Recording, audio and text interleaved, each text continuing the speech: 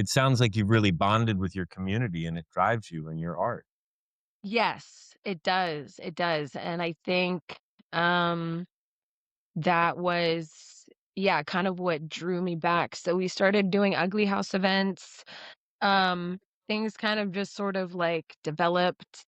I feel like Vic and I sort of, like, stumbled upon a vision that is bigger than us, that a lot of people are doing, which is starting these underground sort of safe spaces for artists to create, and the vision is expansive. So far, we've done mostly, music events, but we would like to get into holistic and wellness, oriented events. We'd like to start a book club. The first book that we're intending to go through is actually written by a local organizer, and it's all about just kind of starting somewhere with building community in times like this. And the vision that has kind of expanded out of it, which is very community oriented and art oriented and spirituality oriented as well.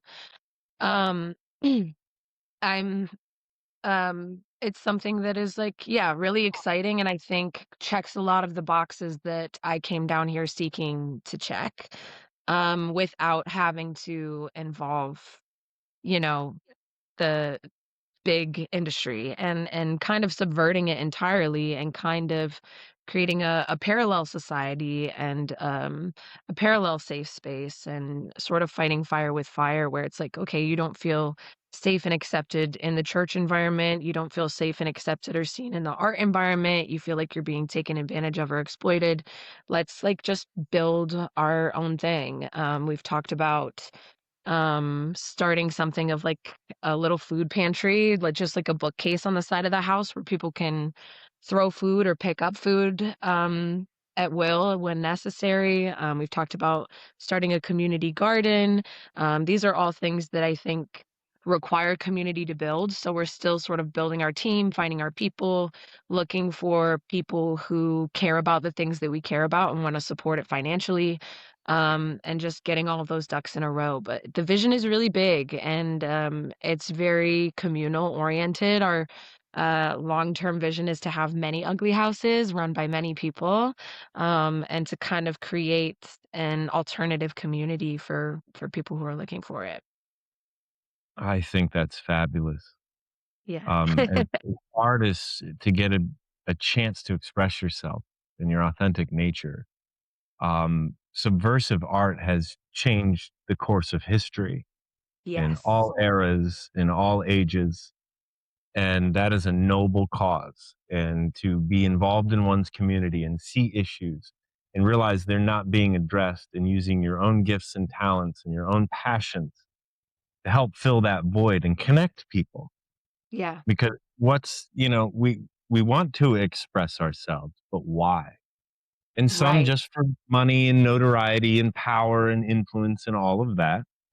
Yeah. And then others want to really connect with people of Yeah. all walks of life.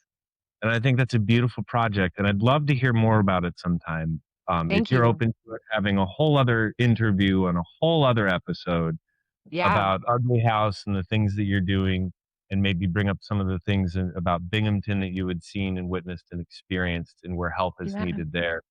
I would love That's that. That'd be That's awesome. amazing. It's Thank you. really something I would love to touch on again. That's a Thank you so much. fascinating project to me. You're welcome. You're welcome.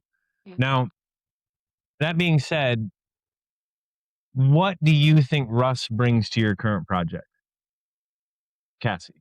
I think Russ brings a lot to my current project, actually. One of the big things that I had said when I had moved down was like, guys, I'm not leaving Binghamton. This is not an abandonment situation, right? It's about building bridges and cross connections. And so Russ, when I lived in Binghamton, he invited he first of all, the way the way that I even met him was I was waiting tables at Taco Garage, and he knew that I was a waiter there, and I was serving his table, and he was like, "By the way, I'm a producer. I'll give you $50 to come into my studio and write something for a song." And I was like, "Bet." You know?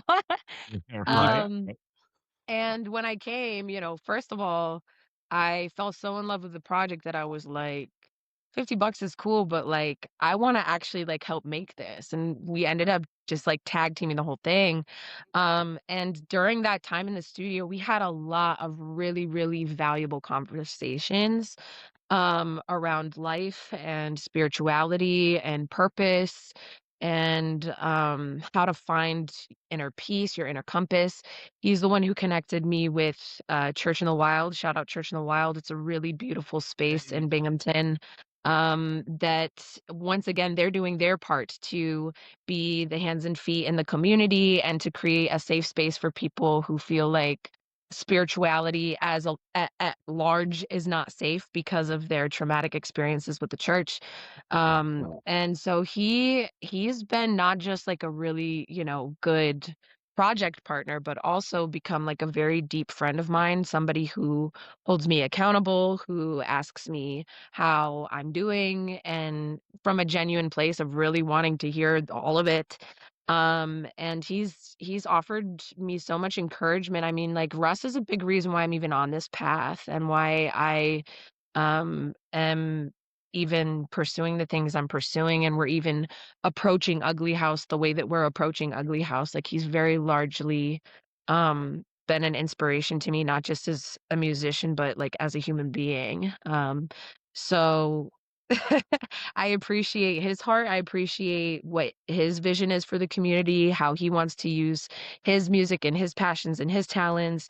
And I think that he's not just a great producer, but he's also a great mentor for people as well. thank That's you so wonderful to much. hear. And likewise, Cassie. Likewise. Thank you. Yeah, Well, now, thank you. Russ, tell me what Cassie brings to it. Uh, I mean, a, a lot of positive energy, in many ways. I think, like the musicality, like her knowledge of music and songwriting it just floors me. Like I remember when we first made the song, I had sent her the demo. I approached her. It's a fact. I approached her at this restaurant, Taco Garage, and I Which I offered her have to say, it sounds Yeah. like I don't want to disparage Taco Garage, but it sounds like a place where I go buy a Taco Bell taco and take it there to get fixed. Is that how that works? Oh my! That If you're ever Like, in I love a Binghamton, taco, but Taco Garage, there has to be a story behind that. it's a converted garage into a restaurant, I believe. Mhm. Uh, All right. it if you're ever in Binghamton, though, the best tacos easily downtown Taco Garage. Yeah, Just it's Okay. fantastic. it's not Shout like out to authentic Taco Garage. Mexican tacos, it's kind of like a Tex-Mex situation, but it's really, really Mhm. good. Like, the food's just, like, good. Yeah. Fantastic. And they for years they did open mics. Oh. And Cassie started that, I believe, at Taco Garage. Yes, And I it got did, as an yeah, employee. I was like, "Hey, what if we did this?" And my manager was like, "Yeah."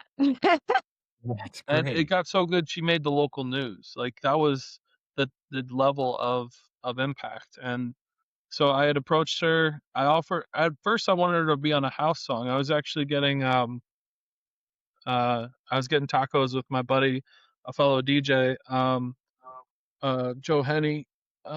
So he yeah, shout out Joe. Shout out. Um yeah.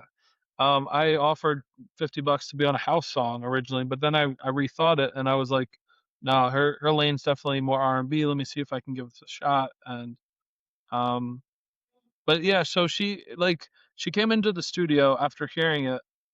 Um, it was one take. She was like she heard the song. I had like flushed it out a little bit more, and she was like, all right, let me see if I got something. And she just went into her phone and sat on the couch in the studio for about an hour. And she stood up to the microphone. She's like, "All right, I got it." And she stood up, and in one take, she did the song, like just one take. Impressive. And it was that we actually ended up still using that first take. Mhm. It was that solid and authentic, and there were like there's something about first takes in music. A lot of the time, you can't reproduce that approach, Right. and Yeah. it was I, like, people technically had killed it. issues with the first take where I was like, "It's not, like, perfect," so I had come back into the studio to do more takes, but it just, like, didn't capture the same, like, energy that the first one had, so I was like, Mhm. "Run it." Yeah.